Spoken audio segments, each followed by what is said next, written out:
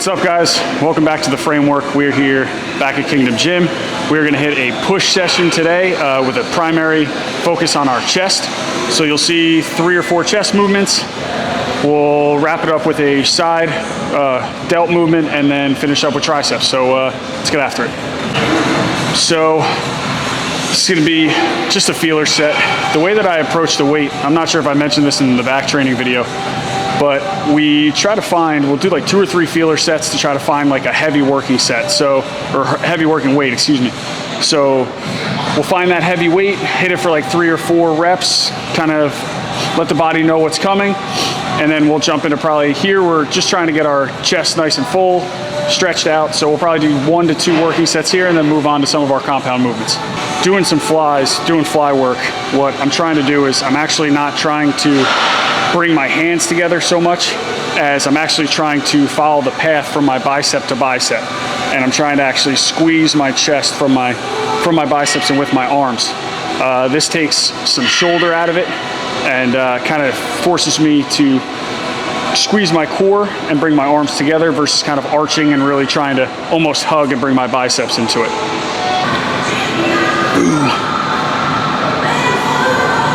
Oh boy.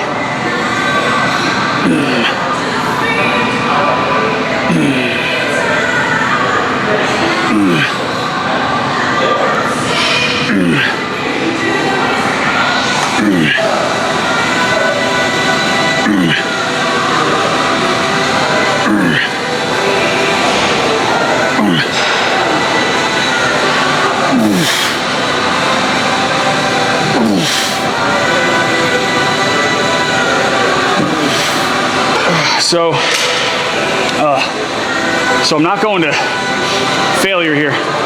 As I explained, I'm just trying to prime my chest for the more compound movements. With chest and back, I like to keep the rep range between like 10 and 14, maybe 10 and 12 on a top set, and that 10 to 12 reps being my failure. Whereas like with legs or arms, I like to keep it like 18 to 20. Like I just feel like I get a better pump when training the limbs. So we did 2 working sets here. Again, just prime the chest, got everything kind of warmed up. I feel good, my chest feels full. We're gonna move into some of our compound movements now.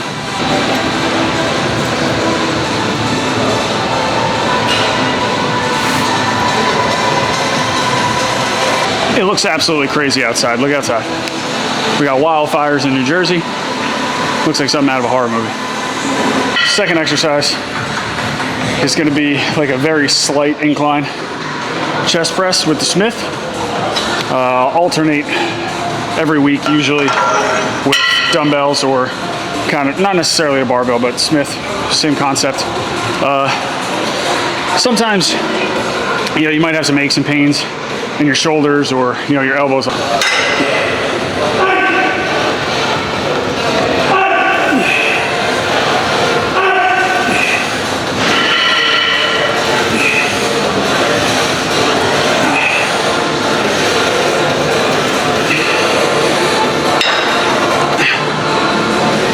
All right, let's go to work.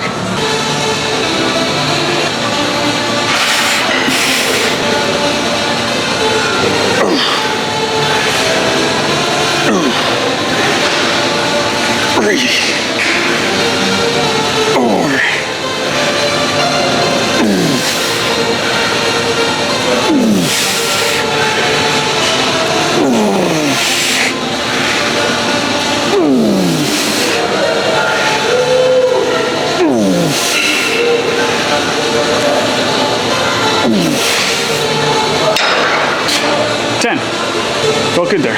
Keep the weight the same. Shoot for 1 more working set of 10 to 12 with this weight. And then we'll probably drop it back and do a dial back set to finish up.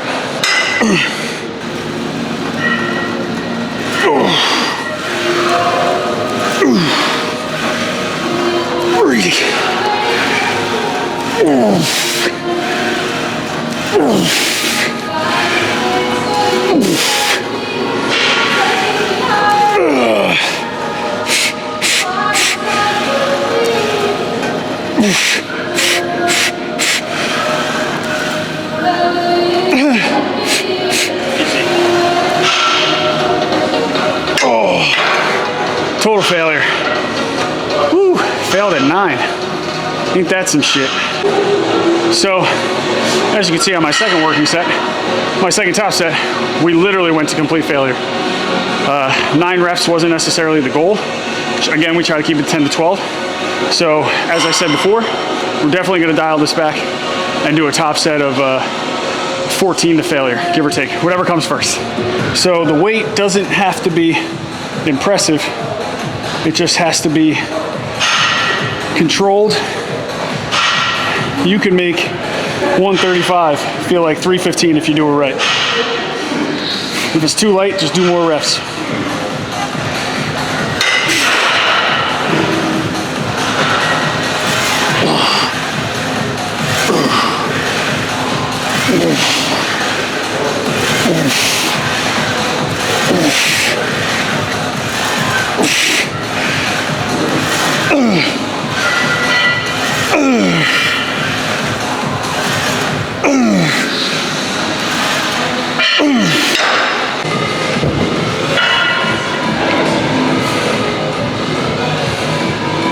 Right, up next we have the prime incline.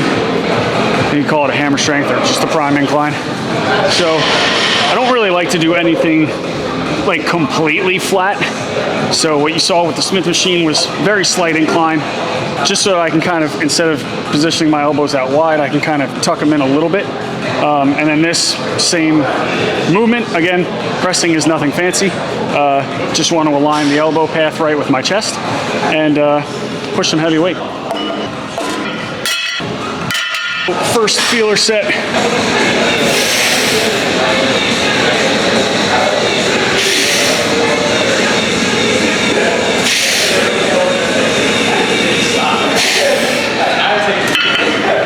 So, chest is already pumped up, already warmed up. So we did one feeler set here. That's pretty good weight. So we're gonna go right into probably 2 or 3 working sets.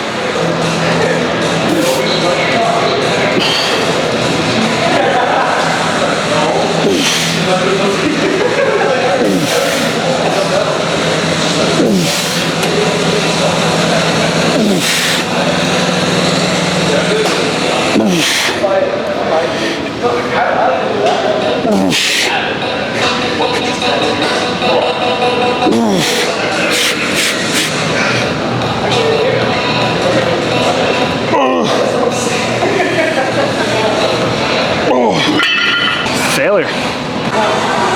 So our first set, you saw the weight was loaded up top with only 1 plate at the bottom.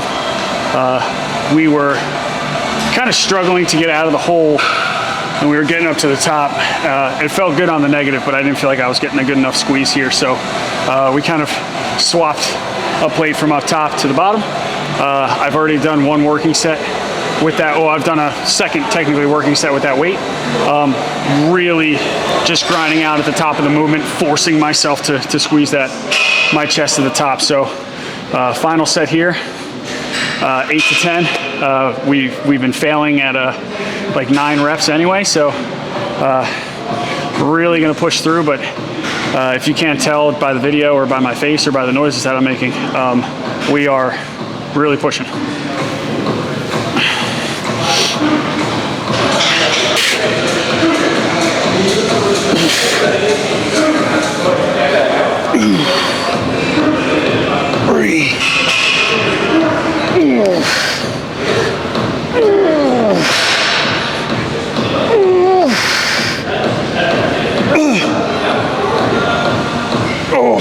Do drop set.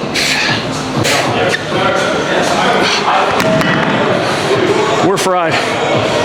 We got about 6 or 7 reps on that last one, which is not ideal.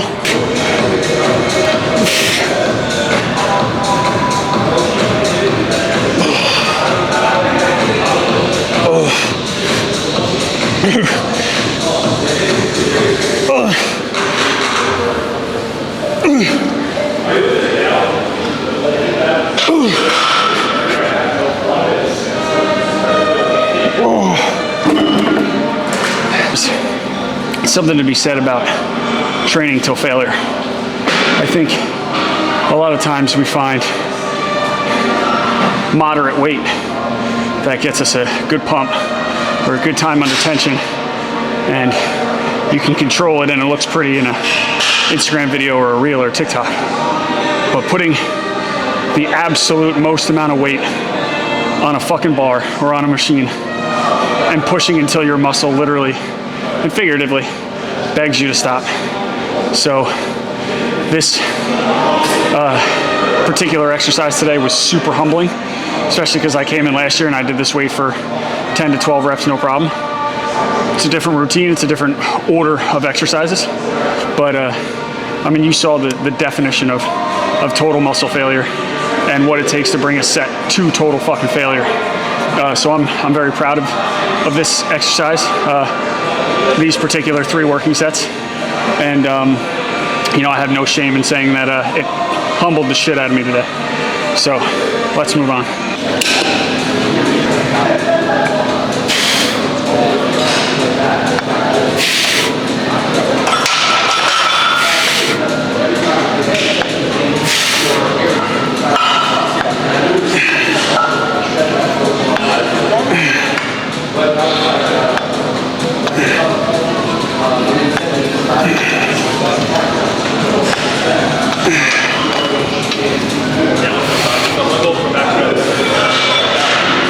Side raises. It's going to be our only shoulder movement today for push. This is a Titan Fitness side raise machine, so plate loaded. It's not my favorite. The Prime side raise machine is probably like my favorite side raise machine I've used. But what you'll see is I never grab these handles. Coming in like this, I just feel so much pull and wear and tear on my rotator, so I kind of dig my elbows and where the hinge is in my arm into the pads, and I just drive up as high as my delts will let me go, and we just squeeze. So not super heavy weight because of the way the weight kind of hangs when you're at the top of the movement. So we're going to do 4 working sets here of like 14 to 16 or failure, whatever comes first.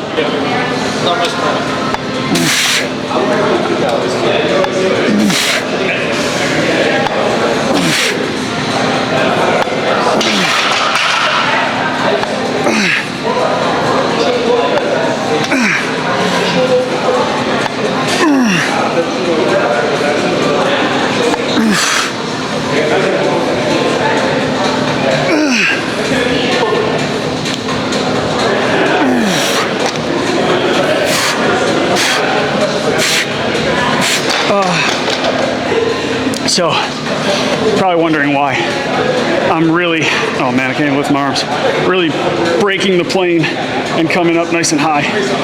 I'm trying to get everything out of my delt. I think my delts and my shoulder caps are one of my weak points, and for the longest time I trained just to where I would feel a good squeeze and come down. I think it helped with my shoulder development, but it didn't give me the most that I could get out of my shoulder. So trying something a little different, getting adequate range of motion. It's helping with any injuries or any kind of kinks I had in my rotator, so just gonna keep training like that until there's a reason not to. 4th and final working set, dialed back the weight, and just gonna take it till the wheels fall off.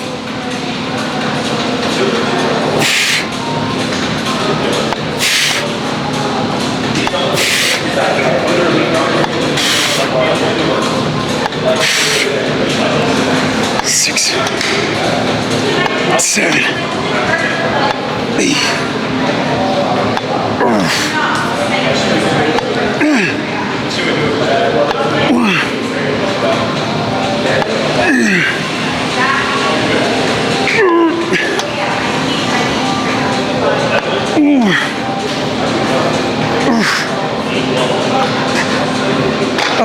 That was 14 and 4 partials. What a day. Finishing off our push session, push training, push a day, whatever you want to call it, with an overhead skull crusher. We're gonna do this with the easy bar. We're actually gonna do it standing. Nothing fancy, just something I wanted to try, as opposed to doing some form of cable or kickback or something. Just wanted to play with this, so that's what we're gonna do. Make sure that you're getting the most out of your training, but you're having fun doing it. So play around, find good alternatives for your exercises, but make sure it works.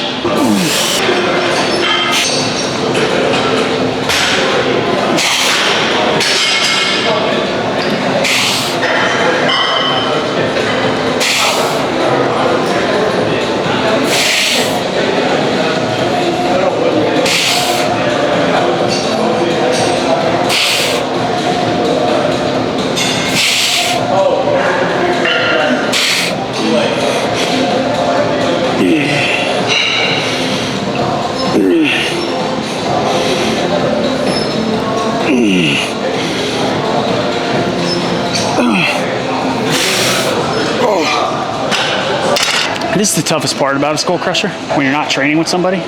It's getting the weight up.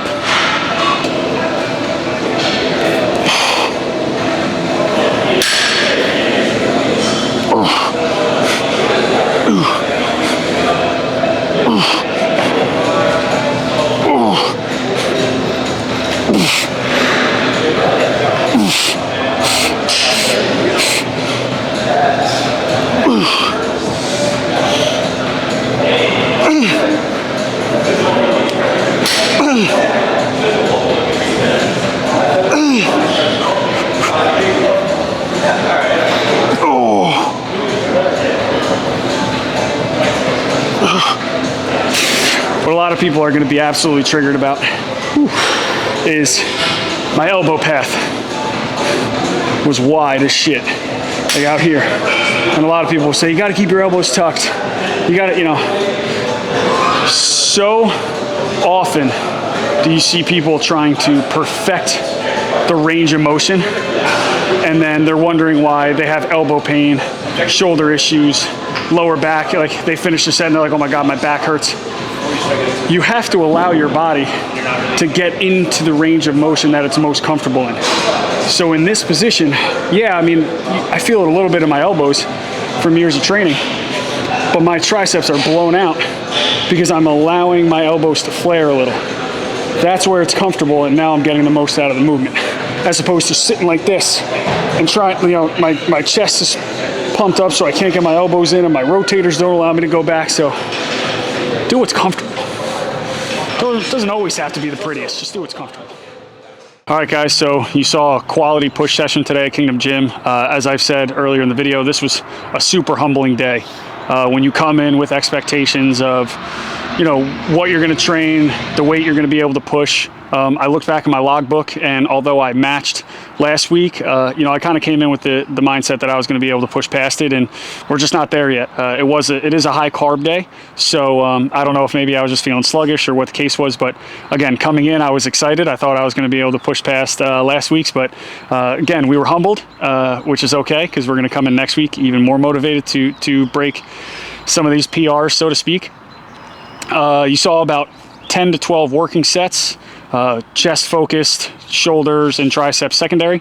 Our next push day will be Sunday or Monday, and it will be shoulder focused with chest and triceps secondary. So thank you guys for watching. Make sure to like, subscribe, all that good stuff. Leave a comment below if you have any questions, or you have questions about my routine, my training. We're going to continue to share these videos. Thank you to Lewis behind the camera. Thank you to Kingdom Gym for letting us train.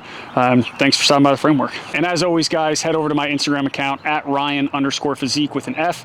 You can reach me there directly, ask any questions, and you'll see plenty more training there. So again, as always, thanks for stopping by the framework.